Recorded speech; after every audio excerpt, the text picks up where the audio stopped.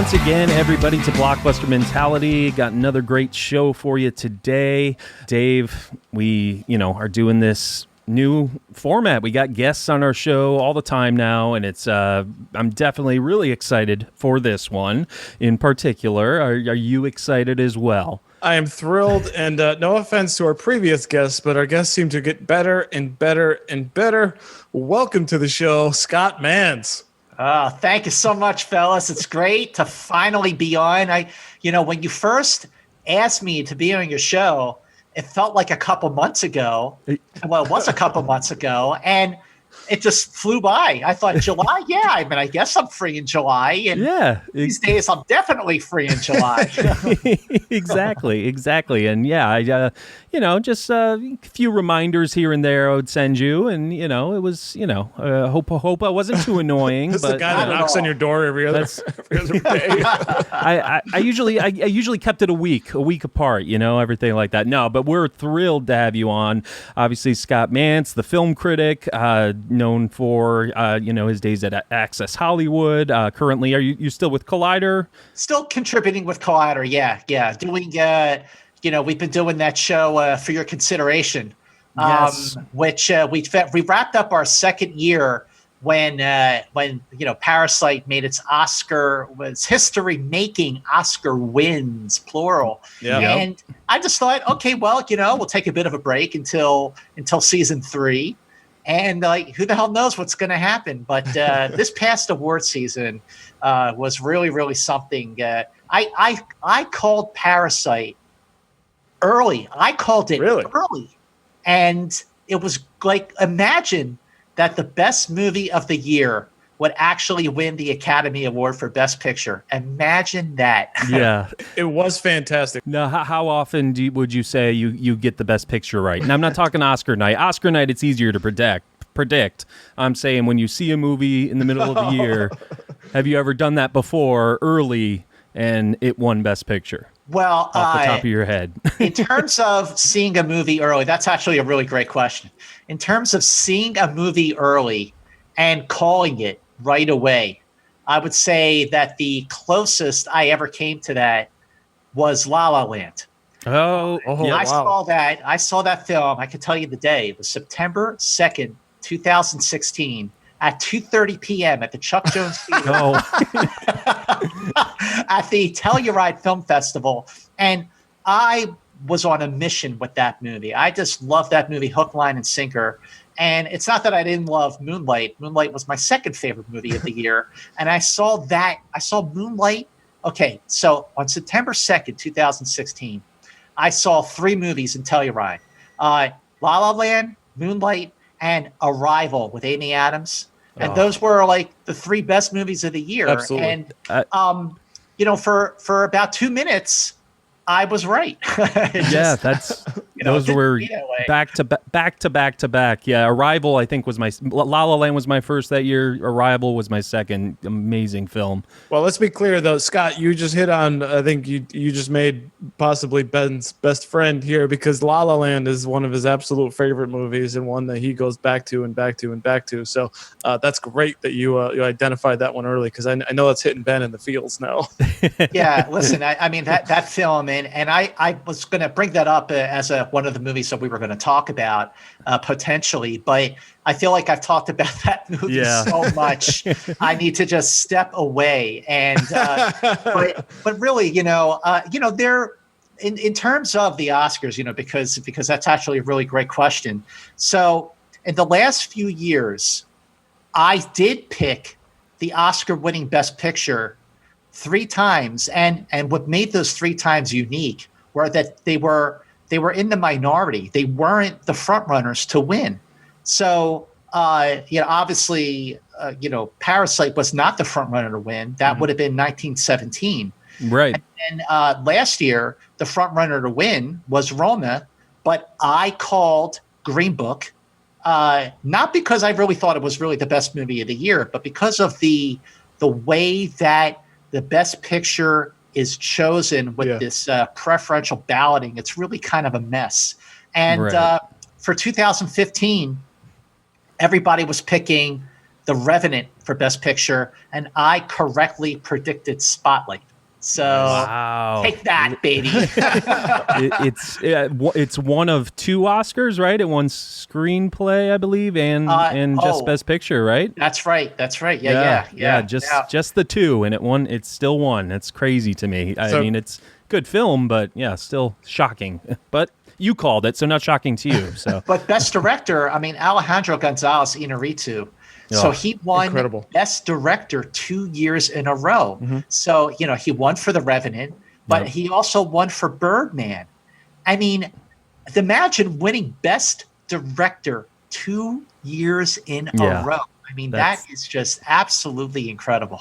Yeah, it seems like any awards. I mean, obviously you had Tom Hanks back to back, and the 90s with Philadelphia and Forrest Gump, and with acting wise. But yeah, it's just that's amazing. It's history. Well, here's my question for you: has there been a not necessarily a movie, but a performance, an actor or an actress who you saw a film, and right then and there, while watching the movie, you said, that person is winning the Oscar?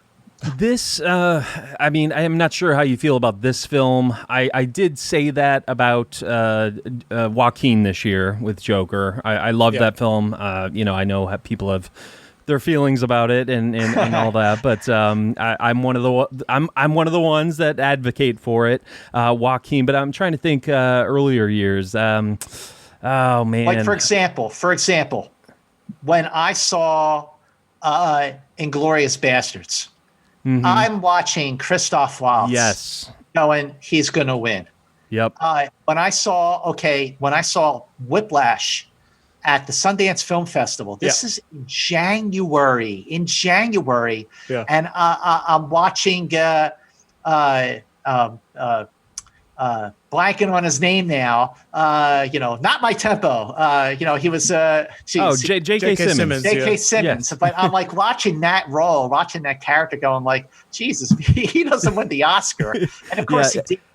I feel like that's the case with supporting actors and actresses more. I feel like those performances stick out more than the leading, and they're I've got one easier though to predict. Yeah, go ahead, Dave. Casey Affleck and in Manchester by the Sea. Oh yeah, that's a great one. That movie basically broke me in half. The performance. I mean, the movie. Honestly, I've never seen not just his. Maybe that movie just had an entire mood that like infected me, and I'm sure everybody else. But I've never got tears within the first 30 seconds of the movie before there was dialogue or anything. Just that scene on the ship with the music, I'm like, oh no, this is one of those things. But Casey Affleck, I would say that would be the one. That would be my answer. Yeah, I think Renee Zellweger is another one. When I saw Judy at Telluride last year. It was the first night of the festival. It was the Friday night, and the screening was at 6:30. And I thought, I don't know if this movie's going to make a whole lot of money at the box office, but she's going to win the Academy Award, and she won. It was her second Oscar after winning Supporting Actress for Cold Mountain. And what I really loved about what she did with that role is she didn't go over the top with it. She didn't make it like Faye Dunaway and Mommy Dearest. Mm-hmm. She really played her with a lot of empathy, and she humanized the role. You really felt for her, and she just really crushed it. But I'm just really curious to see what happens with the Oscars next year. If we even this is shaping up to be a really great year for awards, right? Yeah, Best Actress goes to Elizabeth Moss for The Invisible Man. We're like, what came out this year? Okay, we'll just give it to that person. Yeah. It's gonna be a weird next. Who knows how long it's gonna be weird for next. I was gonna say couple months, but it's gonna be even weirder longer than that. So unfortunately. Now, definitely. Before we get into Thelma and Louise, the movie chosen by Scott Mantz to talk about today, Scott, I do want to say one thing, and this is how I became a fan of you, which is when your appearances on the Cinephiles, which are all epic, great. They're amazing. That's actually how I became how I knew of you, and then became a fan of yours. And by the way, John and Steve have been harassed both of them to come on to the show, so they've been. I'll tell them. Yeah. They both came on, but I want to say the episode which really changed my perspective of a film, which was Close Encounters of the Third Kind. After hearing that episode, I went back and watched that film, and I absolutely love that movie. I think it is honestly my favorite Spielberg film. Ben will fight me for E.T., but I love that movie so freaking much, and every time I see it, it gets better and better and better, and I credit you for that. Oh, well, thank you. And I got to tell you, I love that movie to pieces. And Close Encounters is one of two, I would say, favorite movies, because I kind of go back and forth between two films that I love equally as far as being like my favorite movie ever. One is Close Encounters and the other is Blade Runner. Mm-hmm. Blade Runner is also a film that I talked about with John and Steve on Cinephiles. And, but Close Encounters, whereas Blade Runner was a film that I had to grow into. Like I didn't get it when I saw it in 1982. Right. I didn't really get it till 1992, and even then, I didn't really get it better until the final cut in 2007. But Close Encounters was different because of the way it covers so many emotions, mm-hmm. and it holds up, and it is such a sublimely beautiful film about this guy who just did not belong here. He was not going to be happy with his family. And I've heard Spielberg say that if he made Close Encounters today, he would not have had Roy Neary leave his family and leave at the end of the film.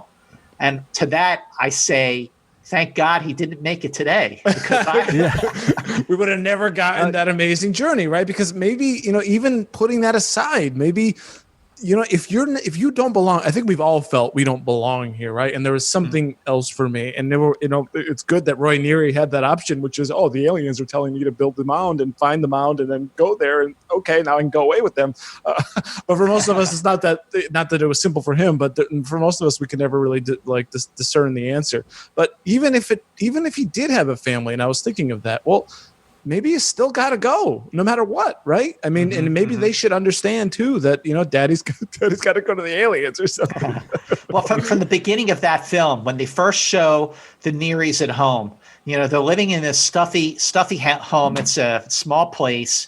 And, Roy, Richard Dreyfuss wants to watch the Ten Commandments, and the kids are breaking all the toys, and Terry Garr, his wife Ronnie, is nagging him like crazy. Who can blame him for wanting to get the hell out of there? It's chaos. His kids asking his help for homework. He's like, I had to do it by myself. Go ahead, you can do it too. And but he was also, he was also just a big kid. If you really think about Roy Neary, Richard Dreyfuss in that movie, he was a big kid. He had a train set. He wanted to take the kids to see Pinocchio. Yeah. He built a scaled model version of Devil's Tower in his living room. Right. So that's why, I also say in regards to Close Encounters that, E.T. the Extraterrestrial, which is often regarded as one of Spielberg's very best movies, which it is, to the point where it overshadows Close Encounters. I don't think people talk enough about Close Encounters being really up there. But I don't think that Spielberg could have made E.T. had he not made Close Encounters first. Great point. Right.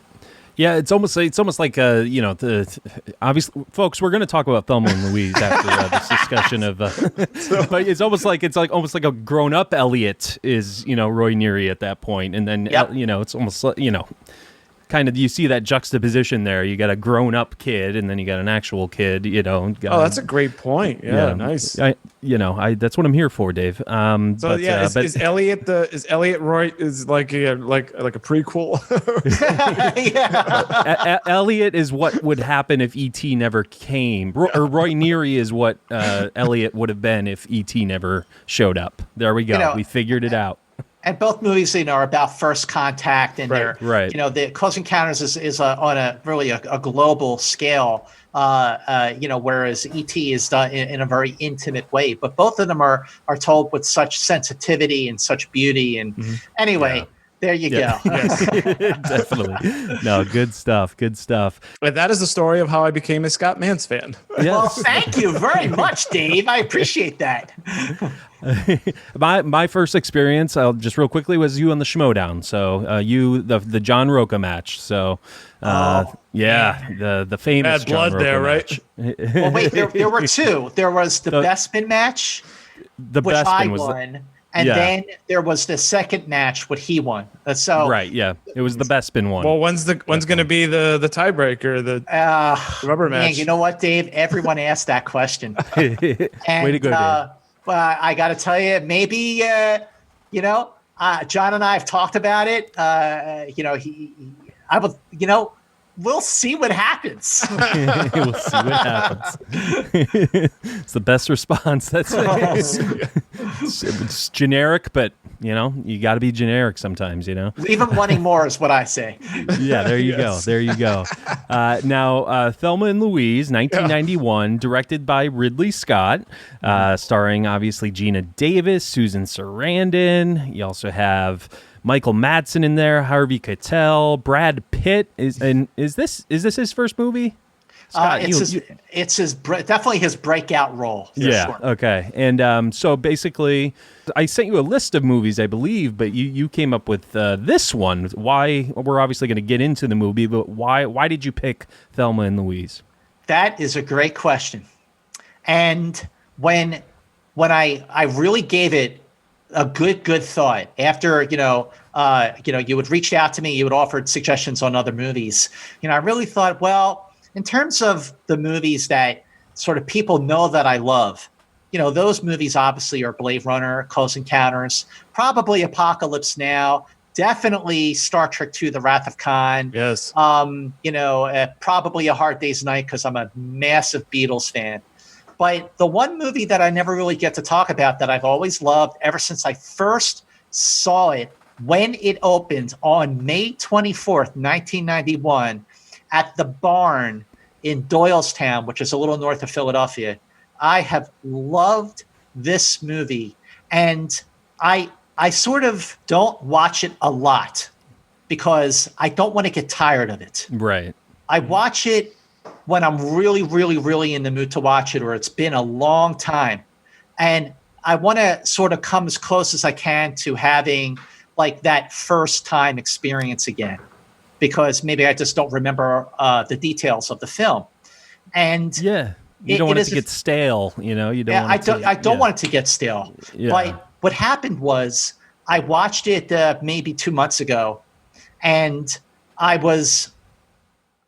couldn't believe how much. Not only does the film hold up perfectly in the sense that it could have been shot today, and like there's nothing about the film that's dated. Nothing. You don't hear them talking about President Bush. Right. Yes, that's a great point. I hate dialogue that just defines itself by the time that it was made. It just always drives me nuts. So great. Yeah, you don't hear them talk about Operation Desert Storm, or there's nothing about it that's dated at all. And as a result, it is a timeless film. But gentlemen, this is the first time that I've seen the film since the Time's Up movement, since the Me Too movement, and so much has changed and is continuing to change in the Hollywood with respect to gender balance and diversity, that I felt like this movie is so perfect for the here and now. But it is also just an extremely entertaining film. It is a rousing film about female empowerment, about best friends. It is also, if you think about Ridley Scott, who's one of my favorite directors, like look at the movies he had made up to that point, right? Right. Yeah, like how could the director of Alien go on to make Thelma and Louise. Right. You stole the words out of my mouth. Yes, exactly. The director of Alien, he made Blade Runner. And then, he makes Thelma and Louise. I'm not going to lie. Before this show, I did not realize he was the director. I didn't even realize it. Like, it didn't even occur to me that he directed this thing. And when I saw that, my mind was blown. He has the most incredible resume, Ridley Scott, of movies that he'd made. And we did an episode. Everything's diverse. It totally is. And then he did. I mean, he does the historical action stuff, which I love all of that. I eat it all up. And honestly, in the Alien sequels have been chewed up and spit out by everybody, and I still kind of like them, honestly. The Alien sequels, Aliens, the second one that James Cameron directed. Mm-hmm. So just not to digress here, but I do a film show on my own YouTube channel called Rank and File, where I rank all the films in a series from worst to best. All right. So I recently did Alien, and trying to pick between Alien and Aliens as the better film was really tough. Which do you prefer? I'm going to go the original Alien, but I definitely see Cameron did more of it. Was less. He just moved the movie along more, and there was still good story in there, even though it was Cameron action. So neck and neck. I just gonna have to just go with the original Alien. But I could definitely understand anyone that says Aliens. I got no beef with, basically. Hey Ben, what about you, Ben? I'm whenever it's that close, I usually do defer to the original, other than I think Empire Strikes Back, because I'm like that with Aliens. Alien. Like that with Godfather and Godfather 2. I always just lean towards the first one. I don't know. I just like the start of it all, and just that's the original. But again, as Dave said, tomorrow I might have different feelings. Like I would be like, I'm in the mood for Aliens, and I think that's the better movie. So where do you land, neck and neck. Did you say or? Oh yeah. So I really went back and forth on this, and I did a poll on Twitter where I asked the followers and everything, which movie do you like more? And I got 2,500 votes, and it was really, really close. The winner with 53%, which is not a wide margin, was the original Alien, 47% for Aliens. So ultimately, I chose Aliens, the sequel, because of the Oscar-nominated performance of Sigourney Weaver, which she did with Ripley, the way she made her just one of the great action heroes of all time. Mm-hmm. But she was also, very motherly to, Newt. And I like the other characters, the Space Marines. It's great dialogue. Get away from her, you bitch. Yeah. But I also love how the movie is an allegory for the Vietnam War. That these Space Marines, with all their power and all their bravado, were no match for these aliens. He just kept coming at him, strength in numbers, But for Alien and Blade Runner, which are two of my favorite movies ever, and then Black Rain, which is an action movie with Michael Douglas, and then Legend, underrated fantasy with Tom Cruise of all people. Like Thelma and Louise, I remember in '91, my film appreciation wasn't as deep as it is now, but I just remember watching the opening credits where it's just showing the mountain range. And it goes from color to black and white, and it says directed by Ridley Scott. And I went, huh? Yeah. Right? What? Who? Are you sure? Is that do we have the right guy here? Exactly what I did when I saw this movie on IMDb. I was like, what? What's happening here? What world am I living in right now? But that's gorgeous cinematography. I don't believe it was nominated for cinematography. I usually have the list in front of me, but it was nominated. I know. Scott, go ahead. I know you have the stats. I'm the stat guy here for you. So, great. So it was won one Academy Award for Best Original Screenplay. It was nominated for cinematography, for Best Director for Ridley Scott, for editing, And it got not one, but 2 nominations for Best Actress. Yeah. Both Susan Sarandon and Gina Davis were both nominated for lead actress in the same year. Only one of 4 times that has happened in Oscar history. And I believe that because it's not really clear who the lead is here. I mean, it really is a co-lead for both of these actresses, and they both bring great performances by both. So, by the way, Scott, we're not necessarily tied to chronological order, so we can start at the end. We'll probably kick this thing off at the beginning, but we can move around here, so we're not don't feel like we need to wait for something. So if you've got something, just go ahead and chime right in. So well, I was even going to say, I mean, you brought up the Me Too movement. I think watching that in the eyes of 2020 now, I think makes the film more powerful. It's because I know 90s articles and things like that. If you look that up, there were some, there was a little bit of backlash to the film. I was reading up about, but if you look at it in today's eyes, it's like, wow, very, very, very powerful. And we are thrilled to step into this minefield. Yes. And then another fun fact I had about the Oscars. So originally this was Jodie Foster and Michelle Pfeiffer were cast as Thelma and Louise. Interesting. And pre-production, I guess, took too long, so they had other commitments that they had to go to. So Jodie Foster won the year for Silence of the Lambs. She won Best Actress, while the Susan Sarandon, Gina Davis were nominated. In the next year, I'm not sure if it was the project she had to leave for, but Michelle Pfeiffer was nominated for Best Actress. Again, forgetting the movie. The thing is with regards to Thelma and Louise. Yeah.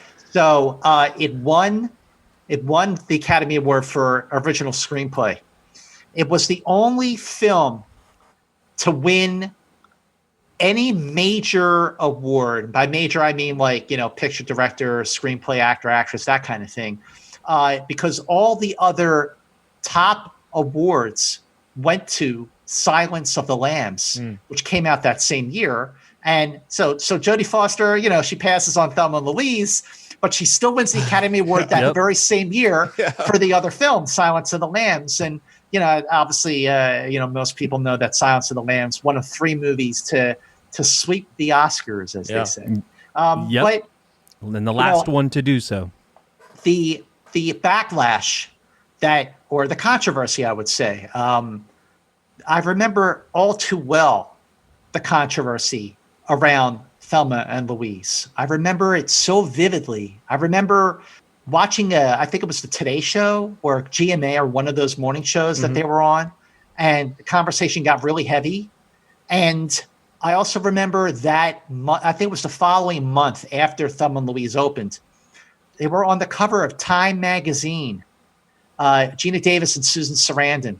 And the cover story for a movie, it said, "Why Thelma and Louise Strikes a Nerve." I'll never forget the cover of Time magazine to call out Thelma and Louise for causing a lot of much needed conversation. And at the time, it was predicted that Thelma and Louise would, among other things, change the course for women to have a more prominent role in terms of lead actresses, that they wouldn't play the girlfriend, they wouldn't be relegated to rom-coms, that they would have more substantial, empowering roles. But that didn't really happen. It took a colossal, fundamental, and long overdue shift in the business. Right. So you're saying this was a revolutionary film for its time, then? Because Ben and I are a little disconnected from that bit of history. So because when I watched it, I'm like, I don't have a problem with 2 female leads, essentially. but it did make it kind of made a splash in its time. I'm telling you, guys, I just remember so well. I was still living in Philadelphia at the time. I moved out of Philly in September of '91. I moved to New York and then LA 3 months later. But it was such a big deal. Well, for one thing, the ending, the ending was so controversial and so shocking and it's still shocking. The last time I watched the film a couple months ago, and I was watching it, at home, obviously, because that's where we all are. There's nowhere to go. There's nowhere to go. And I just so they drive off the cliff, and you see the car in midair, and then it freezes on the car, just sort of hanging in the air, and it fades to white. Right. And then it cuts to the credits, and you see them in the car, like having fun, joking around. And I'm watching this after all these years, going, "Oh my God! Like, wow! Like what a daring! Did they really? Did they really do that?" It's just so. It was like I just remember I went. My girlfriend at the time, Linda. She just looked at me, and I was like, that's it. And I was like, I had a big grin on my face, not because they had to do that, but I had a big grin on my face because it was unexpected. It was shocking. It did not have a Hollywood ending at all. Right. What do you by a Hollywood studio? What do you think? How do you think it would have been perceived, or how would you have perceived it if it just cut to black? Oh, cut to black right there instead of Credits. white. Yep. Oh wow! And doesn't show the montage at the end. Oh, that's a great question. It's even darker. That's it. It just ends like you know what that would have been like The Sopranos. Right? Exactly. Yes, exactly. Wait, did they survive? I don't know. Did they? That's a great question. Like, what if it faded to black and you don't see the? It would have been outrage. Right. People would have been like, "What the f was that?" I would have walked out. Yeah. Am I allowed to drop the f-bomb? No, you can say whatever the hell you want, good. Scott. But no, I think that fading to white like that, and then seeing them in the car, in a lighter moment where they're just like having fun with each other, happier times. Right, and it's almost like what they're seeing as the car's flying off, kind of like the last great, this was the last great weekend they had, almost like the greatest weekend they have, even though the traumatic things that happened to them, but they became free, I believe, in that moment. That moment. That you could also make the case, and I think you're touching on this now, is that at the moment that they are about to meet their maker, they say that your life flashes before your eyes, and their life, their happiest time together was this lost weekend that they had together. And part of the controversy it stirred up here, among other things, first and foremost, was it showed that these two women, that their only way out was to get out for good, that there was no hope, that they would rather end it all than take their chances in a man's world. Right. And this was the other thing, that with the exception of Harvey Keitel's character, Hal, and maybe, Michael Madsen, who plays Jimmy, the boyfriend of Louise's Sarandon's character. Yeah. Yep. Every other guy in this movie is depicted as a real they're jerk. terrible. They're all bad. They're all bad. And you know what? I thought, again, a very daring thing to do, a very daring direction to take. But is that what struck a nerve back then too? Is just it's a man-hating film. Yeah, absolutely. There were definitely a lot of critics and a lot of on-air personalities that criticized the film for being so degrading towards men. Well, what about the 99.9% of the movies that are degrading towards women? Are you kidding? Yeah, right. But and these two women who went through traumatic experiences, these two characters that went through traumatic experiences in this movie. Well, we don't see obviously what Susan Sarandon went through, in Texas. We still don't fully know what happened there, and obviously what happened to Gina Davis, everything like that. So, I mean, we do, even within this movie, women are treated terribly. Yeah, exactly. But also in 1991, there was everybody had a role. Everybody had a place. There were traditions, and Thelma Louise sort of shook those traditions. It was threatening for a bigger shift in roles that women and men played in society. And that this was a popular film. I mean, popular in the sense that it made like about $45 million at the box office on a $16.5 million budget. So it was definitely a successful movie. And 45 million in 91 is pretty good domestically. Yeah. But there was a lot to the movie. And the screenwriter, Callie Corey, originally she wanted to direct the film and do it as a very low budget movie and shoot it documentary style, but kind of like, almost like Reds. But in the end, they went with what they went with. And, in terms of the casting, how, Jodie Foster, it was supposed to be Jodie Foster, Michelle Pfeiffer. And at one point it was also going to be Meryl Streep and Cher. That's another pairing. Oh, wow. That would have been interesting. I don't know. When you watch a film or watch any kind of movie or TV show, and an actor just crushes a role to the point where you cannot imagine anyone else in the role, that's when you know that you got gold. And Susan Sarandon and Gina Davis are just magnificent in this movie, and it really is that it all starts. They're breaking free. Yes. Thelma has this like asshole husband played by Chris McDonald. By the way, isn't he? Sorry, just to jump in. Isn't he absolutely hilarious throughout this whole film? The guy is like laugh out loud funny. I mean, especially just in that early scene in the beginning of the movie where he's like, I don't know, he's got it's like, I'm the regional manager or something, and he flips the key out of the chain and he gets into his Corvette, and she's got a shit box that she has to drive. I mean, the guy is absolutely hilarious because he's over the top, but I think it explains the character. And I think, Scott, it's something that you were like nibbling on the edges of, is something that we've heard a lot over the last couple of years, is for these characters, this idea of agency. For these female characters, they're choosing to do things, even if these choices, and we're going to get to them, even if these choices are really bad or wrong. And that's what we see. That's what we've seen, and for male characters to make bad decisions. Sometimes as they're going out through whatever they're doing, we see in movies, and maybe that was kind of the change, showing these two female leads having real agency in everything that they do. So yeah, I definitely appreciate that. For this one weekend, that they really felt alive, they really felt free, and to go back to anything less than that.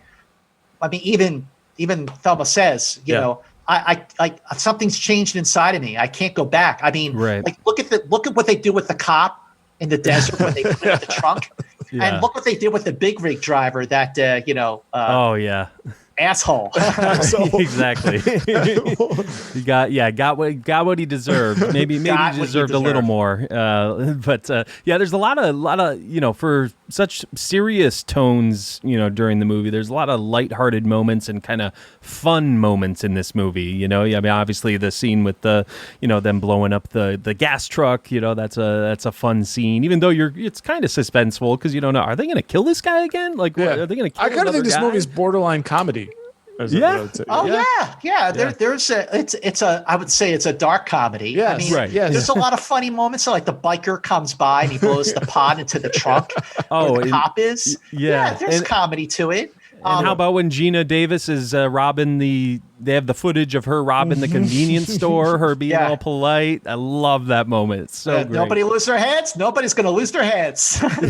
Exactly. All right. So sorry. Go ahead. I was just going to say Gina Davis, the arc of Thelma, the arc of her character, that she just goes from being just this really submissive woman who has really low self-esteem, a poor opinion of herself, and the way that she grows, and again, it's just over the course of one weekend, but the way that she just becomes like she comes into her own. I mean, granted, a lot of it all happened because of a very unfortunate, I would say, inciting incident. Yeah, so let's talk about that. So they end up that they're going to I believe Louise Susan Sarandon's boss's cabin somewhere, and they end up a lot of truck stops and a lot of truckers wherever they're going.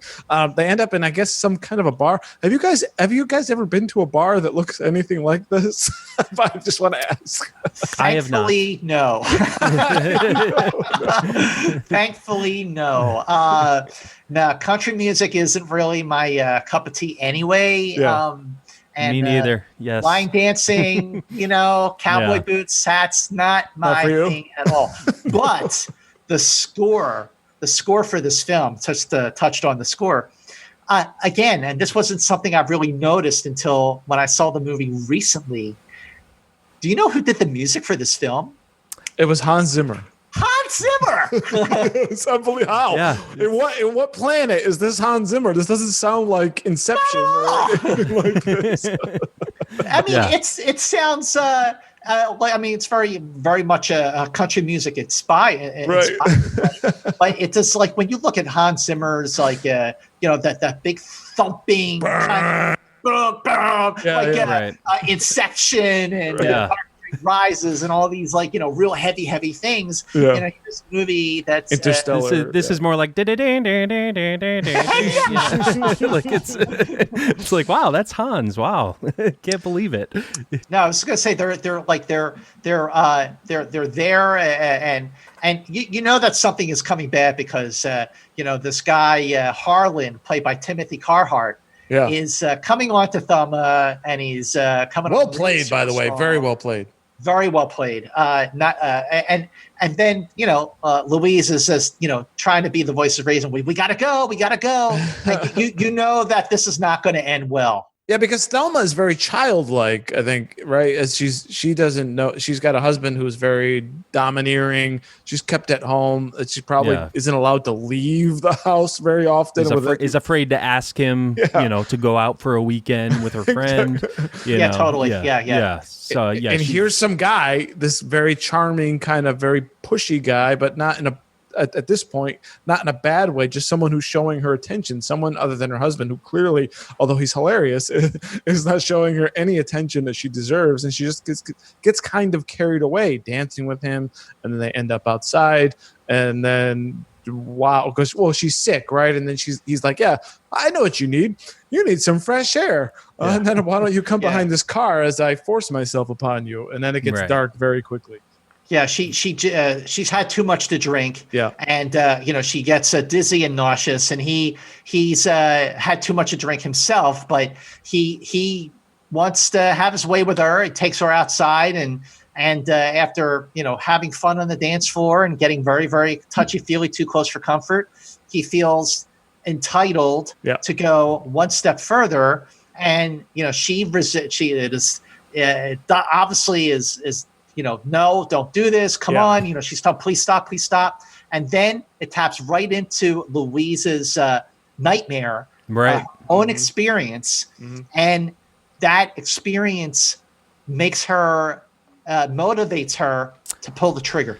Yeah. And this kind of, obviously it's almost a hurrah moment, because we're like, I'm so glad that guy's dead because he's a horrible human being. But it kind of taps into the logic of the decisions made in this movie. Like at first you're like, yeah, why don't they just call the cops and, claim self-defense, which, pretty much was. This is murder. They were walking away. I want to be clear about something. This is murder. I don't know how you can. I mean, I don't know if this is a critique necessarily, but there's no gray area here. I mean, the situation is done, and he makes a comment, and she shoots him in the heart. I mean, well, wait, hang on. Is it murder or is it self-defense? Well, that's the thing. Yeah, I think at this point, there's no, because he's done. I mean, I think this is a homicide. If someone witnessed it, yes, I think it would be. If she shot him while he was having his way with her, I think it would have been self-defense. You disagree, Scott? No, I do agree with that. I think you're right, because if he was in the middle of raping her and she shot him, then it's self-defense. But he had stopped and he was just standing there looking at the two of them. Being an asshole, don't get me wrong. An asshole. So she shot him for being an asshole. So yeah, I guess that's murder. Yeah, because it says S my C. Yeah. And that just sets her off. I took that from a Will Ferrell basketball movie. Anyways, sorry, digression. Semi-pro. There we go. Semi-pro, yeah. Yeah, How do you go from Thelma and Louise let's not to go semi-pro? S my C. I don't know. Anyways, but this is this decision. Now, of course, we learn later that Susan Sarandon has had this trauma, and that is why she does what she does. However, this basically breaks whatever the heck they were going to do, and this was a bad decision, and it puts them on a path. Right. To which we talked about earlier, but there's no question in my mind. This is cut and dry. What happened here? Now, of course, they have their lives and all that, but just morally, I just want to make that point. But say it was 100% self-defense. I think Louise still would have done this, because I think this taps into what we were saying earlier about the Me Too movement, everything like that, about believing us. She mentions, okay, you're going to, we're going to tell them self-defense. Who's going to believe us? Yeah. Right. And I think that taps into, modern day and what, everyone's saying, And this probably wasn't the first, this probably wasn't the first time this Harlan guy's done this to a woman. And I think that's something we're supposed to understand too, is that this is making a stand for guys like this kind of a thing.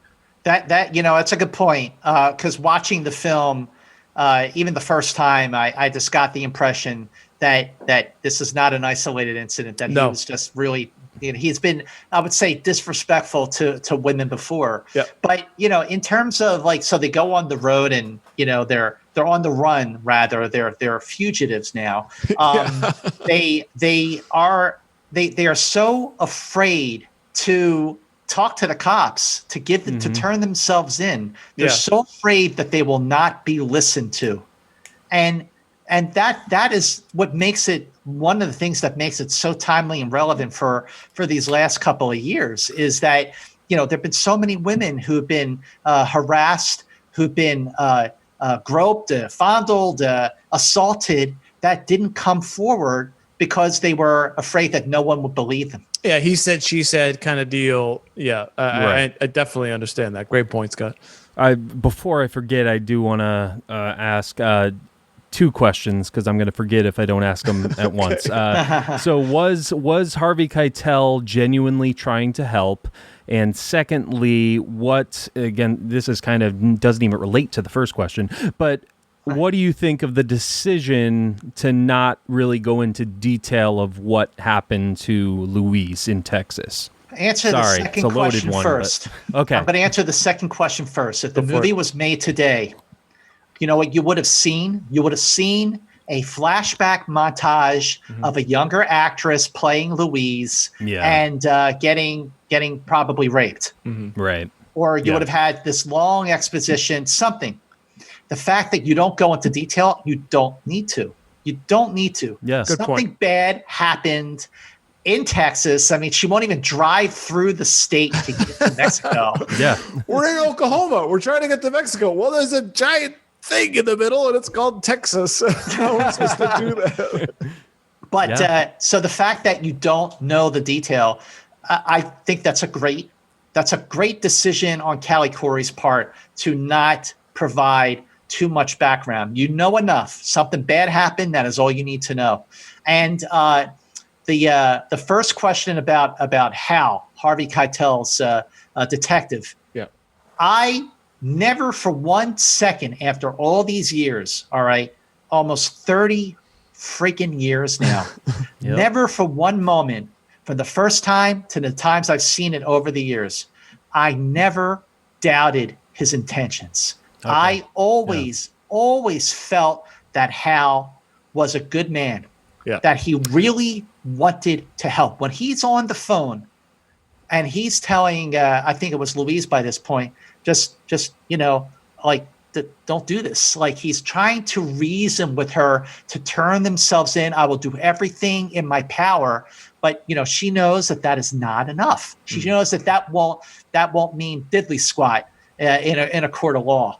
But the last scene, it still gives me the both the chills and gets me emotional at the same time. When Thelma and Louise are in the car and she just says, "Let's go," and they hit the accelerator, the wheels start spinning, the dust kicks up, the car is going, and then in slow motion, you see Hal running after the car. Why would he do that if he had any other intention other to just to try to help them? Right. He did not want this. He even said to the other guy, Stephen Tobolowsky. Yes. Yeah. He said to when they got to when the car is at the edge, near the edge of the cliff, and all the cop cars and the helicopters all come down, and Hal says to the guy, like, what is all this? What are you doing? And he goes, Tobolowsky says, you're too close to this, man. Yeah. step away. We got this. Right. I really believe that, because I remember when having conversations with people back in the day about how, man, all the men in this film are assholes. And I said, no, not all of them. Not all. Harvey Keitel's character is the lone, like, genuinely good man. Even Michael Madsen, who. Yeah, I was going to say Michael Madsen, I think, is pretty genuine. I don't think he was shed in a terrible light. But what are you going to say there? Yeah, I'm saying it's opportunistic. That's the guy he strikes me as. When he can help, he'll help. And then, like, what the whole thing with the engagement ring? Well, this is not genuine. He just doesn't want her to leave. It's like another version of what was happening to the Thelma character with her husband. It's sort of kind of the same thing. He wants to keep her in a box. Well, okay, but on that, okay, so Michael Madsen's character, who's the boyfriend of Louise, Susan Sarandon, so she needs him to get the money. So he brings the money to her physically, and they're having a conversation in the motel where he wants her to marry him, but it's not like you said, it's not genuine. It's like, oh, hey, here, catch. Yeah. But for a split second, like, they start to argue, and he flips the furniture. He, like, throws a bit of a fit. Yeah. So, yeah, I mean, overall, I would say that after Harvey Keitel's character, the next best thing to a man in the film is Michael Madsen's character. But he is still problematic. He's still showing signs of caveat of violence. Yes. They get into a fight. Who knows? Like, is he going to hit her? You don't know. Exactly. That's the next step. He gets mad at the table, and then really for nothing. And then is her face next? So I felt that definitely. Yeah. So that's why while I genuinely I did empathize with the character. I was on his side, in spite of that momentary lapse of reason. But I mean, he did go there. He could have just wired the money. He got on a plane. He said he hates flying. Yeah. As do I. I do hate flying. I hate it even more now. Yeah, right. Yeah. Not only am I gonna, crashing. Yeah, crashing is one thing. Now I'm gonna get coronavirus. So double negative. He couldn't pay me enough to get on a plane at this point.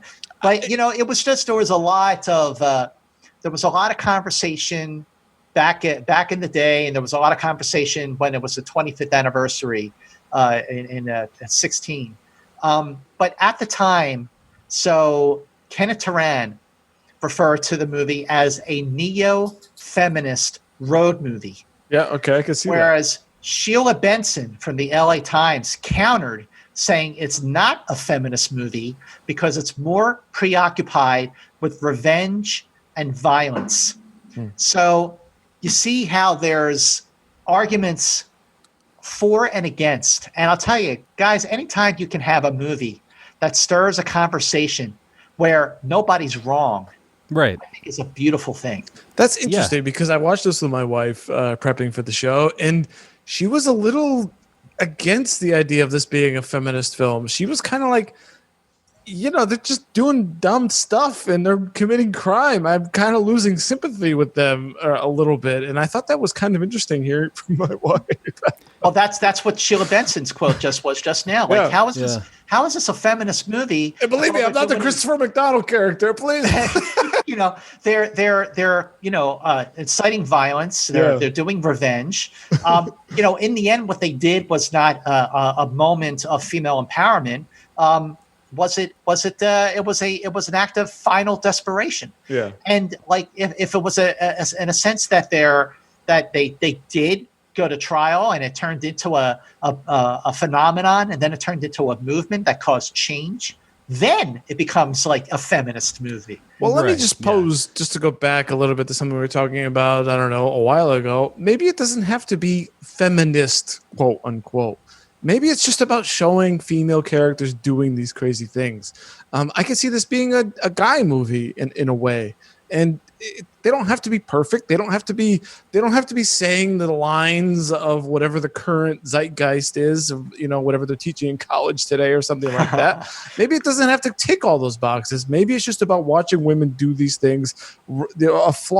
Two flawed characters sent on a path, and they kind of make their decisions as they go. I mean, maybe that's, I don't want to call it true feminism or something like that, but maybe we just leave it aside. Maybe it doesn't need analysis in a sense. That is a great point. I just want to point out that for everyone listening, these are three white guys talking about feminism.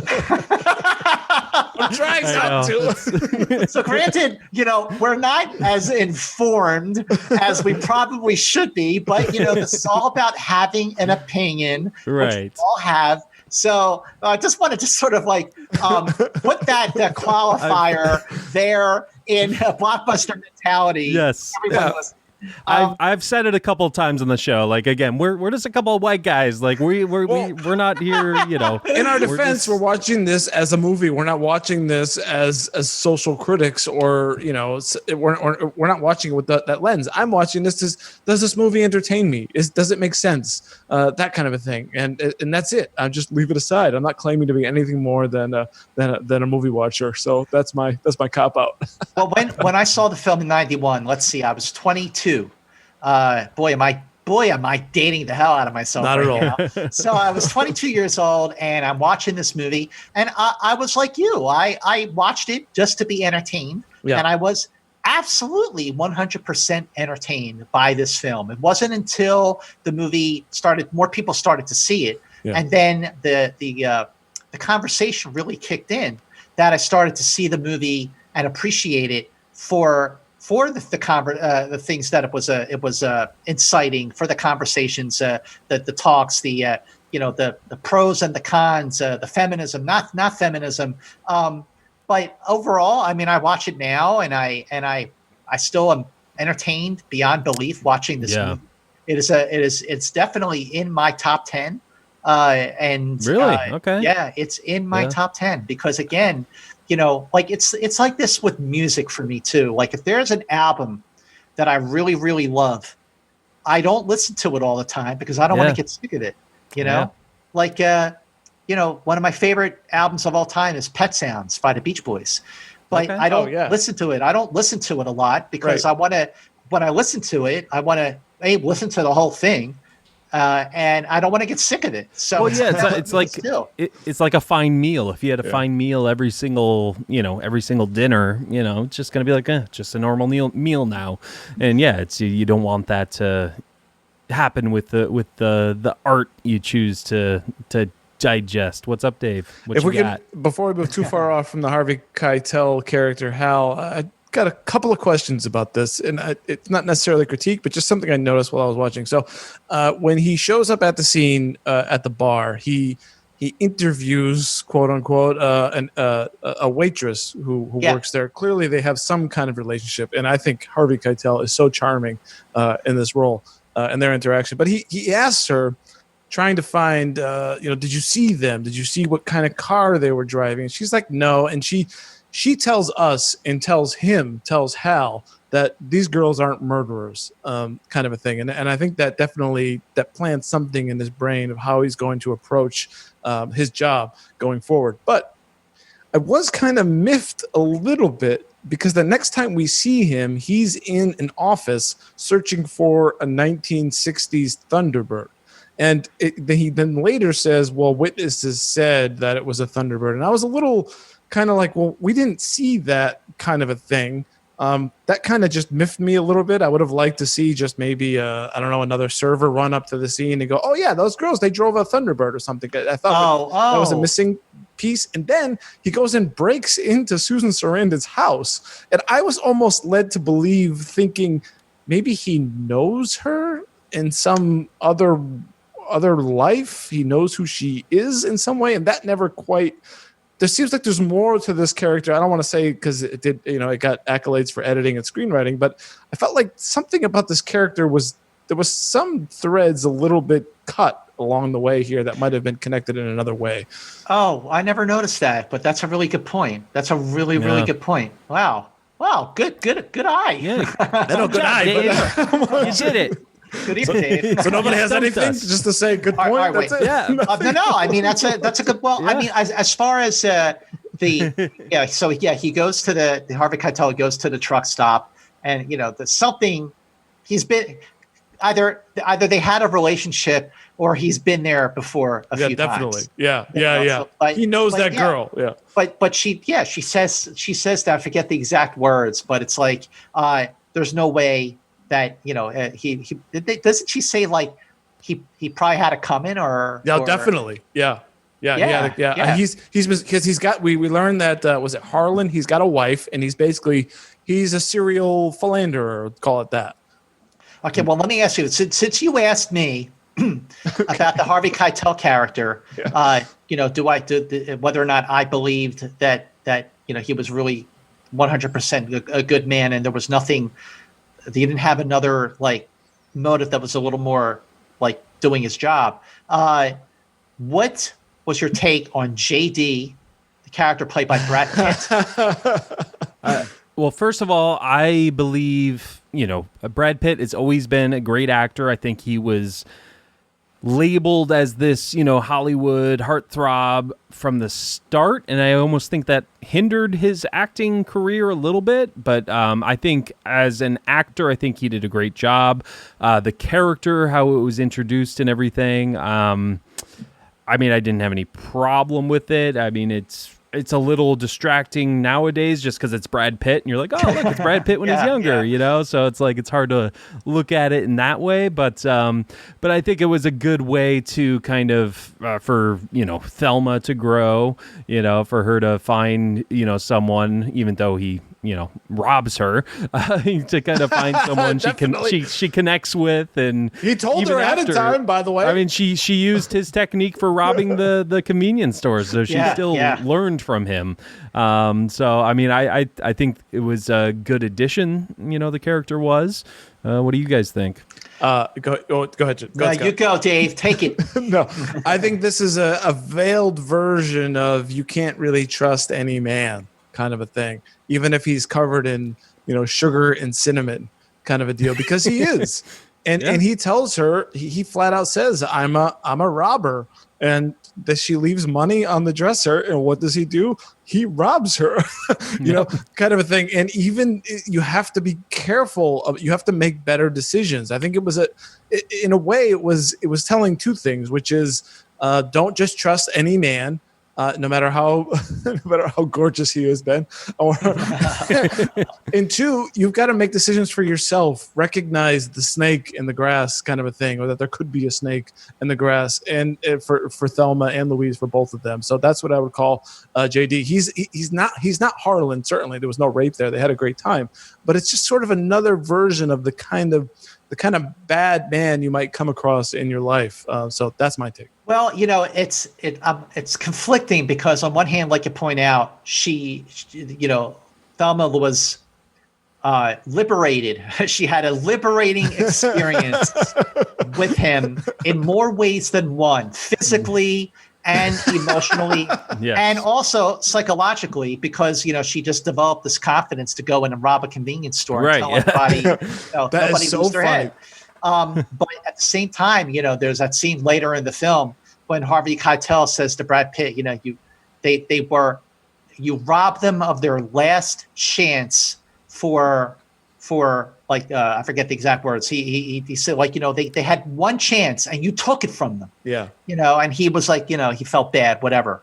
But he was definitely a crook. He was definitely right. Yeah. he took the money. I mean, but at the same time, even with the money, they would not have gotten to Mexico. Yeah. They never would have made it. And I just think that because they never would have made it anyway, the growth in Thelma's character was actually turned out to be much more significant because of that desperation that they now had to get money where they could. It was a learning experience then, right? Because in a couple of different ways of sure. Yeah. By the way, that's what you want to call it. Going to Mexico, we've heard this in a lot of movies. I'm heading for the border. It's never clear what the plan is after Mexico. Well, I Start guess a new life. whatever money they got, it's going to get them a lot further in Mexico than it will in Texas. Exactly. It is interesting about this film, though, the way we go from Hal to JD. That is interesting, and it does kind of explain or show the development of these two characters. That's showing the contrast between the two. So that I'm glad you brought that up, Scott. Yeah, I mean, it's just the when you get to the last maybe 20 minutes of the film, there's that moment when they're driving through the desert. It's at night, and they're the only car on the road, and the light from the dashboard is lighting up their faces. Yes. Right. So it shows like Thelma, and she's looking straight ahead and serious. And then it shows Louise, and she's looking straight ahead and serious. Then it goes back to Thelma, and you see the smile start to creep up on her face. And then it goes back to Louise, and then you start to see her smile too. It is not a word is said, but the complete realization, the complete fulfillment of self that they are both realizing for the first time in their lives. And no one's going to take that away from them unless they make that decision themselves. They're in control. They were, for the first time, they were in control. That the ultimate realization of fulfillment, that they were living their own life on their terms. Right. No, definitely. Yeah.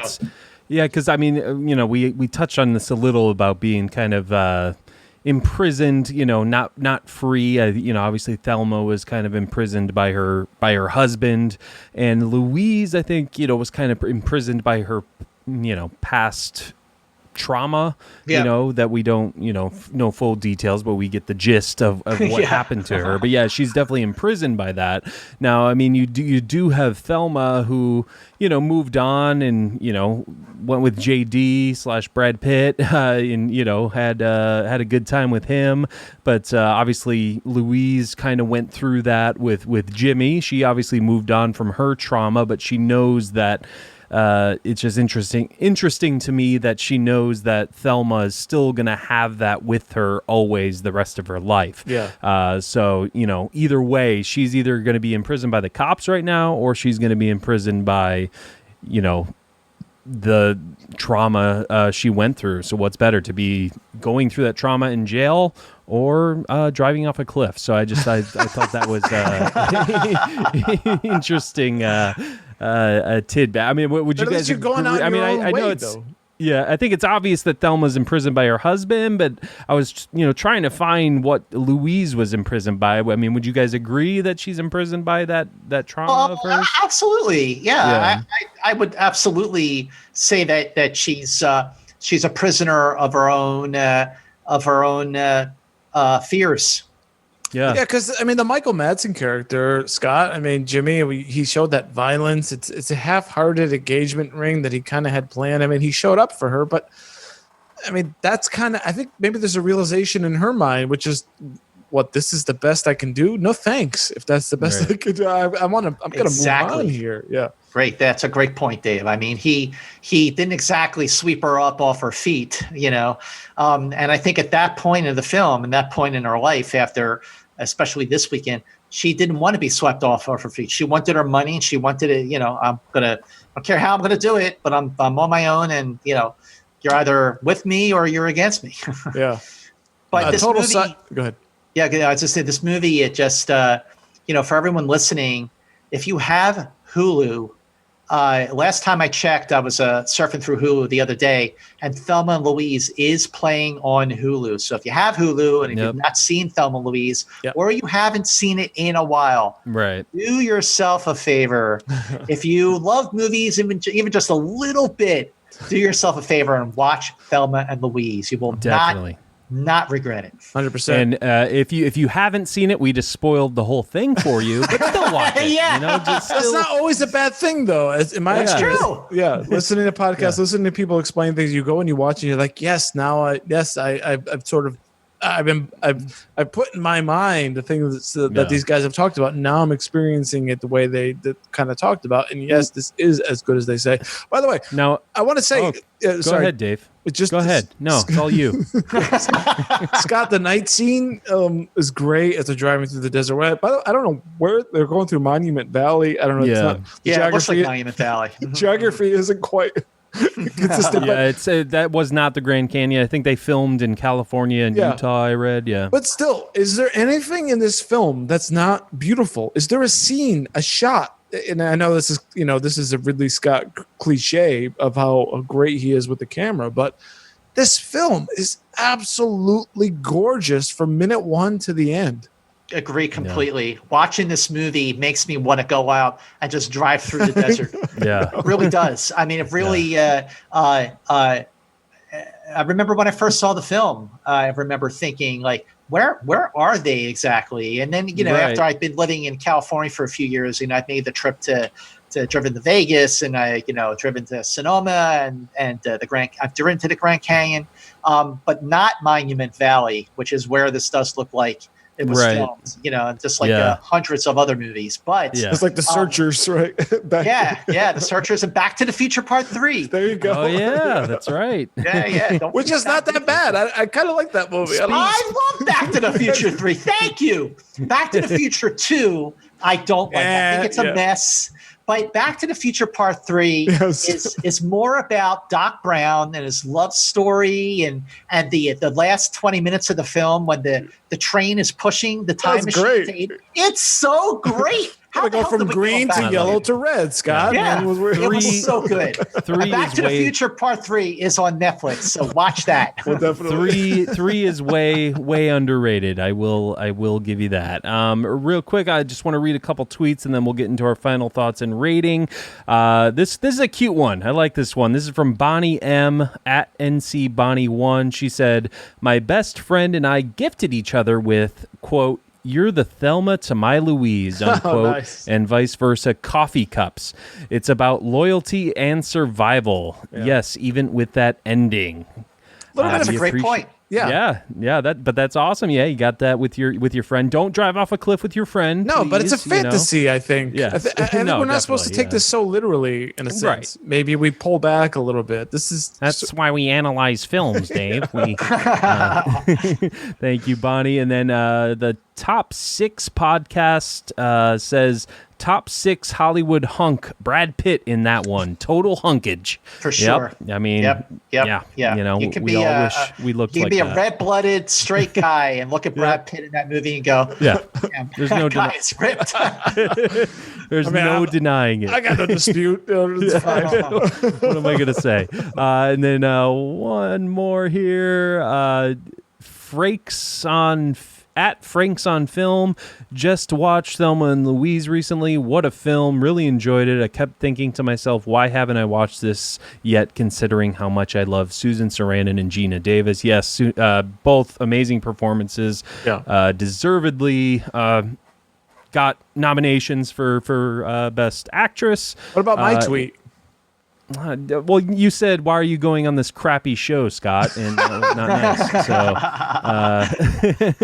So, thanks a lot, Dave. But all right, so yeah, I mean that's Thelma and Louise. Wait, I got one more question for you. Go ahead. Well, no, yeah, we're One open. more question, and I've been waiting till the very last moment to ask you guys if they made, or rather, okay, could Thelma and Louise get made today? Would it get made today? Ooh, yeah, I think so. I think especially with I think it would. It was more surprising that it came out in '91 than today. I think absolutely it would get made today. Yeah, I think it was ahead of its time and could absolutely be made today. One thing that probably would change, and I agree. I mean, I think that compared to 91 and in the years that followed, where people at the time predicted that Thelma and Louise would lead to a fundamental shift in roles for women in film, that didn't really happen, but it's certainly happening now. I think absolutely the film would have been made today without hesitation. I'm saying the film would have been made today with one very important change. And that change being it would have been directed by a woman. Oh yeah. 100%. Yeah, that's a great point. Absolutely. In fact, I think that if there was an announcement that this movie was going to get made and a male director was already attached, I think there would have been a backlash leading to a woman directing the film. As for who, I would say just based on, well, I mean, just a couple of films that she's done. Patty Jenkins. Oh, yeah. Yeah. Because between Monster in 2003 with Charlize Theron, which she won an Oscar, and of course Wonder Woman, she can handle obviously a relationship movie. She can handle human drama, and she can also handle action. But also, I would say Karin Kusama would be another choice. She made a movie a couple years ago called Destroyer with Nicole Kidman. That was just fantastic. Yeah. Yeah. Nicole Kidman. Yeah. She looks. That's the one where she's like her makeup. Like she totally doesn't look like Nicole Kidman, right? Exactly. Yeah. That's what are your real quick? I mean, what are your thoughts on remakes? Like, are you a fan? Like, what are your thoughts on that? Listen, some of my favorite movies are remakes, and yeah, in the rare chance that you have a remake that is so great that it becomes the version that you think of. Yeah. For example, The Fly. I think of Cronenberg, and Gina Davis. Yeah, right. When I think of Invasion of the Body Snatchers, I think of the version with Donald Sutherland, directed by Philip Kaufman. I generally, shrug and feel a little bit of a vomit come up in my throat when I see that movies are going to get remade, because it's like, come on, or even a sequel. But I love to be proven wrong, and I've never been more against a sequel than when I heard that they were making a sequel to Blade Runner. I was absolutely up in arms, like, how dare they? Like, why don't you make a sequel to freaking Citizen Kane while you're at it? I mean, but look at that movie. Oh, yeah. Yes. Denny Villeneuve. We were big fans. We were hearing Denny Villeneuve was directing it was making me like, okay, I think we're in good hands, So that's how I felt when I saw that Villeneuve was directing, and this was at the time I had only seen of his movies. I'd seen Enemy, Prisoners, and Sicario. Right. Arrival hadn't opened yet. But I absolutely felt like, okay, I'm okay with this now. Yeah. Yeah. How about definitely. you? What do you think of remakes? I'm pretty similar. Like, I like to give things a chance. I like to be proven wrong, as you said. Yeah. I always go back to when Heath Ledger was announced that he was going to be Joker. I was angry, I was mad, and then I was proven wrong. So until I see the film, I try to keep an open mind, right? Yeah. Exactly. I try my best to keep an open mind. But yeah, there are the eye roll moments, the vomiting, as you say, like, oh, come on, what's going on? Why do we got to do this? So yeah, it just depends. It just depends. Yeah, Yep. absolutely. Yep. And so, yeah, I mean, that's, again, Thelma and Louise. Now, Scott, we do have a rating system here. Proprietary. What was that? Proprietary. It's trademarked. So we base our films on quality and entertainment. So quality is going to be a stars rating out of 5. Entertainment's going to be buckets of popcorn rating out of 5. So obviously your stars are your Citizen Kanes, your buckets of popcorns are your diehards. So we'll let Dave start. Dave, what would you rate this film? All right, I will start this thing in terms of stars. I think this is a good movie, a very good movie. This is well acted. Of course, directed by Ridley Scott, although, in a remake now, Scott's saying we have to put a female director, but I think Ridley Scott did a really good job here. I mean, particularly for the time, I think we both got educated on this for 1991, for this kind of a film, to have it really stirring the pot. I guess to us it doesn't seem quite as big of a deal now because we've seen a lot of stuff like this, but I think for the time you gotta give credit there for Ridley Scott. It's of course a beautiful movie, and there's a lot in this film. So in terms of stars, I'm going to say 3 stars. This is a good movie. And buckets of popcorn, I think this is more entertaining than quality. I'm going to give it 4 buckets of popcorn. So 3 stars, 4 buckets. I had a lot of fun in this movie. It is a great ride off the cliff. There you go. How about you, Scott? And you can go halvesies or thirds. Well, listen, I just hold this movie in such high regard that in terms of quality, like Dave pointed out, every shot in this film is gorgeous. The production values of this movie, the cinematography, there's not a wasted moment in the film. Yeah. Every scene, everything that you see and hear matters. And I just, like I said, because it's in my top 10, I got to give it 5 stars. And in terms of entertainment value, I could watch this movie a whole lot more than I do. And then again, it's a choice not to, because I want to preserve the enjoyment as much as I can.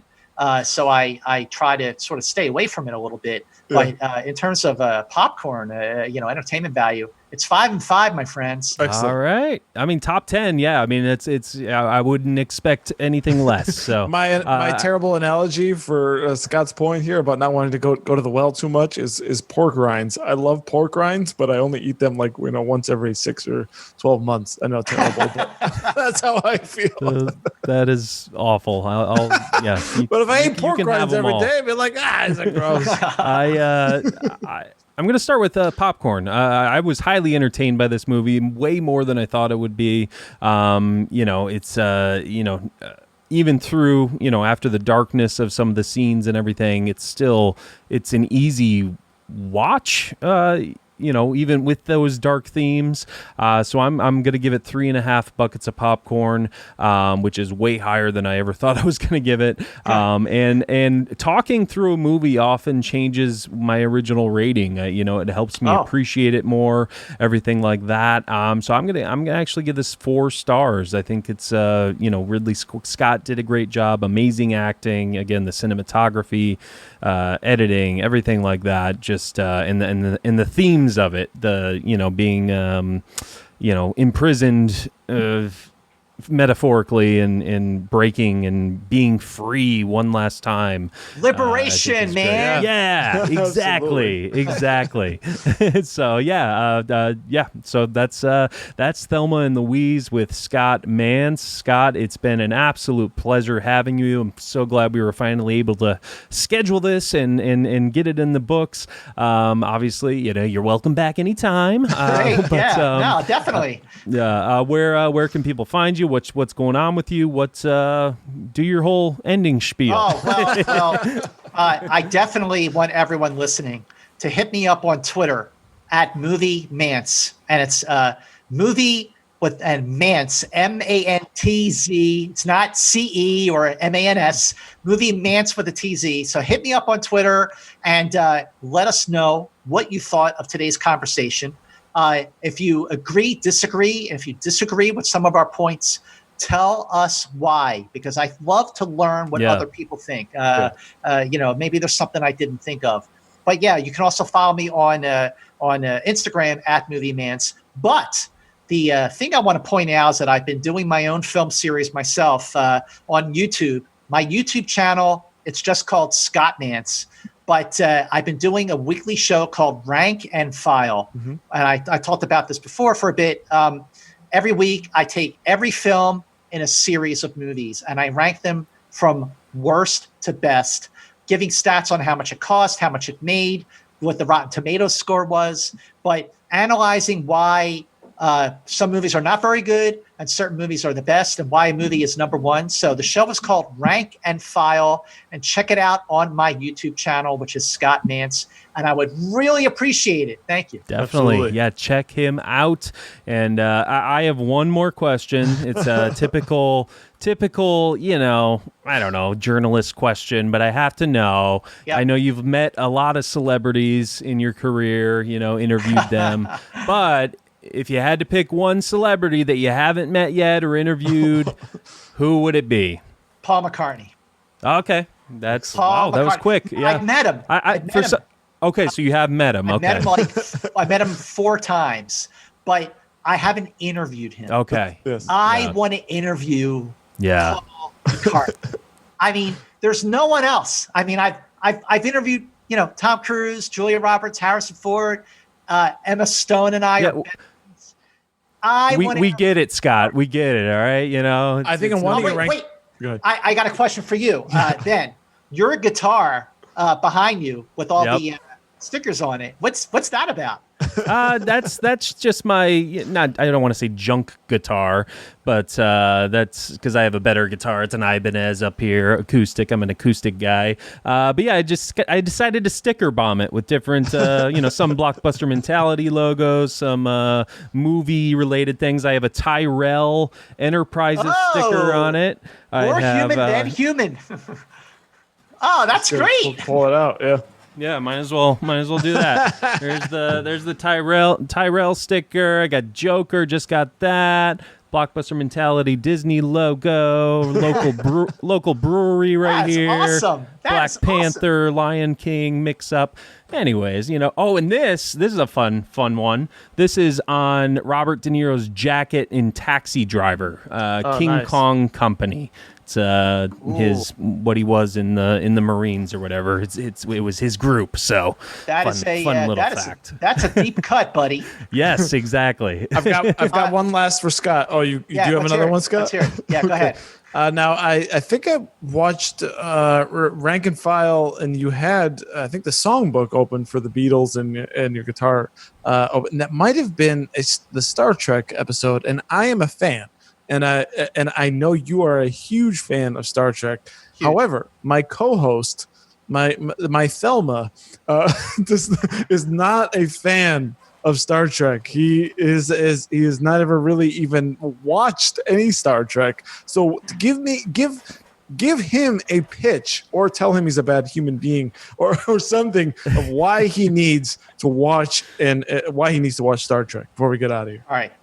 If you are not watching Star Trek, if you have never seen Star Trek after 54 years from when the show premiered on September 8th, 1966, you have... What time of day? It was 7:30 p.m. Thursday night. It was a Thursday night. He knows! On NBC TV. And you have not just the original series, you have Next Generation, you have Deep Space Nine, Voyager, Enterprise, Discovery, Picard. You have the friggin' animated series, and you have 13 feature films, or 14 if you count Galaxy Quest, which I very much do. Really? Galaxy Quest, I love that movie. It's so great. What are you